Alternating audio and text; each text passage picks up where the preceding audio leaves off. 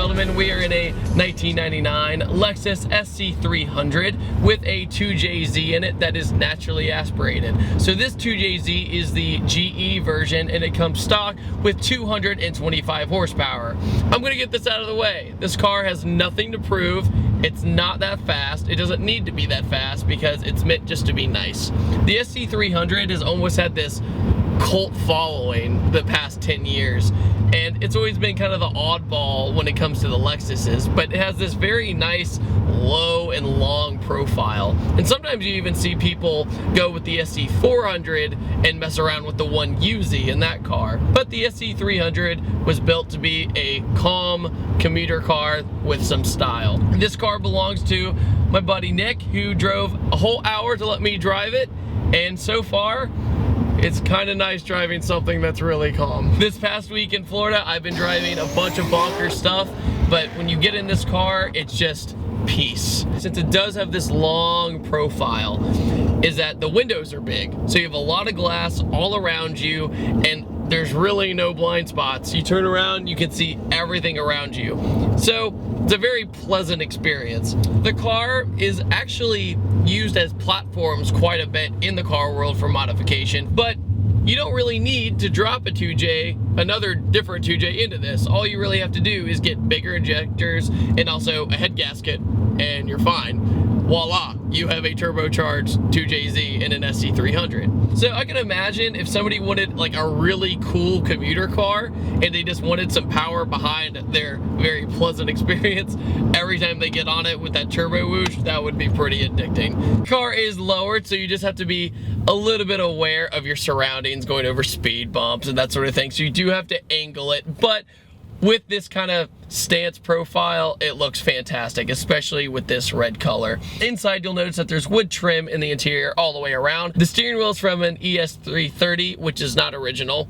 So the wood grain doesn't match perfectly with the rest of the car, but it's not that big of a deal. You don't really notice it when you first sit in the car. But also, I'm usually not big on tan interiors, but with this, I think it works with the bright red color and everything kind of contrasts with each other, so it doesn't look like cheesy or girly, if that makes sense. It actually looks very classy. So another thing is when you're barely getting into it, you know, cruising along, it has a nice little sound to it. Doesn't sound like the rest of the 2Js because it's so much more peaceful.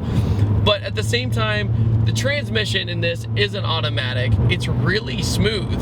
For being a 1999, once again, when you go through the gears, you don't even really feel it. So you're not getting thrown around, it's not unpredictable, and that sort of thing. The wheels on this car are Niche Milanos. I might have butchered that, so I'm sorry. They're either Niche or Nietzsche Milanos, and they are beautiful, simple spoke wheels. Sometimes less is more with cars. And with this one, when I first got sent the picture of it through the email, I was like, that looks great. So it sounds like I might be really sucking up to this car. For being how old it is, it really has done surprisingly well. It has 140,000 miles on it, and it doesn't seem like it would ever want to stop.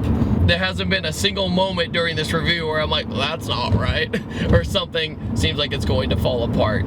But in the end, Lexus is a nice Toyota, and Toyota makes very bulletproof things, so it's not all that surprising. It's funny because Nick was telling me that all of the mods on this car, all of them, were done in one day. He just slapped everything all at once. So he had suspension, the bigger brakes, the wheels, the steering wheel, everything. He just wanted a clean car. And sometimes in the car culture, not everything has to have 1,000,000 horsepower to be a fun car. I could definitely do a road trip in this for a very long time because it has not exhausted me one bit. And Lexus, I think they really hit the nail on the head with this kind of car. Some people in the front might think it's like a big whale or a fish, but I don't care. It looks so good from the side profile especially. Oh, scrape.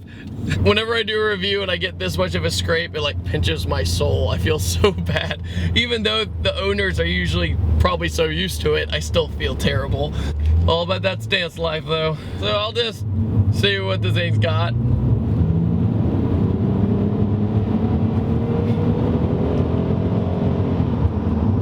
Not bad. The good news is it may not be that fast of a car, but to merge onto the highway or anything like that, you're good. It has enough torque and horsepower to get you around. So when I first got in this car, there's a lever right here. And I was thinking, why is it always kind of stuck all the way back like this? But it was my fault. There's another switch right next to it which adjusts up and back, and it's electronic. So I was fiddling with this and it wasn't wanting to do it. But with that, you have a lot of nice bolstering and adjustability, and you can move up and back like that. So it's really good. Another thing about the seats is the entire interior is this nice leather, and with all the bolstering and the electronics in them, if you were to ever remove the seat, they're pretty heavy, but that's not something to really complain about when all of this is so comfortable. Power.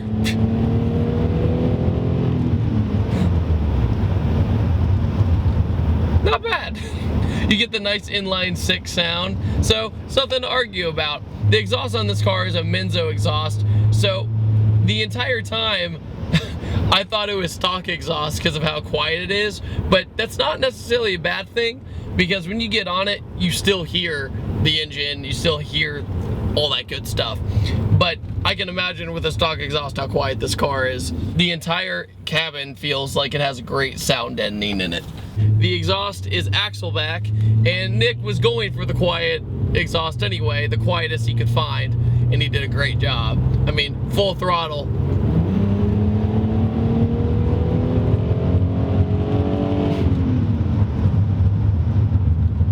I like it. Comfort, yes. Style, yes. Has enough power, yes. So, what's not to like? I really like this car. I wasn't really worried that I wasn't gonna like it, because I was one of the people growing up when I saw this car. I've always liked them. I've always thought they were a little bit more oddball in the Lexus and Toyota family, but sometimes different is good. Power.